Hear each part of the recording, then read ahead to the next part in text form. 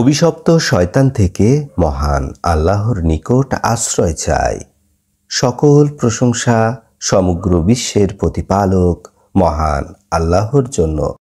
রহমান ও রাহিম আল্লাহ তাআলার নামে সূরা ইনশিকাক এর বাংলা সরল অনুবাদ শুরু করছি।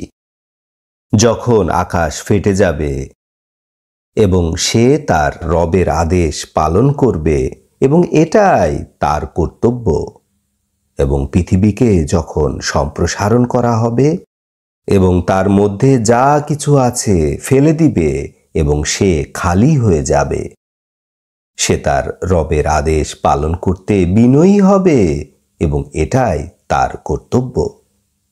হে মানুষ, নিশ্চয় তুমি পরিশ্রমী, তোমার রবের সাক্ষাৎ পর্যন্ত তোমার পরিশ্রম, অতঃপর তুমি তোমার পরিশ্রমের সাথে সাক্ষাৎ করবে।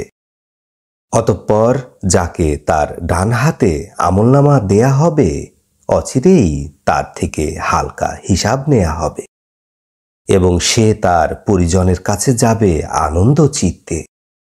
এবং যাকে তার পিঠের পিছনে আমলনামা দেয়া হবে, সে ধ্বংস কামনা করবে এবং সে প্রবেশ করবে জ্বলন্ত আগুনে।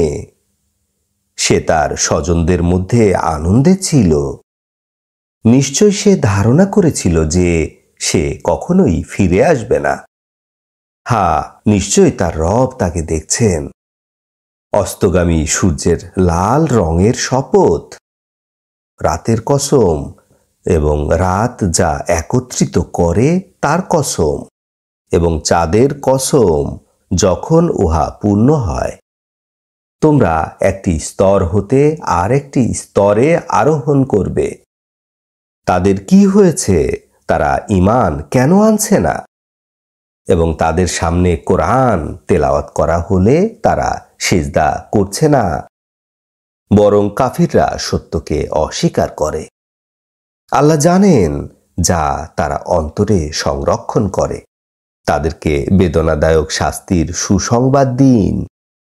বরং যারা ঈমান আনে, ভালো কাজ করে, তাদের জন্য রয়েছে অশেষ পুরস্কার।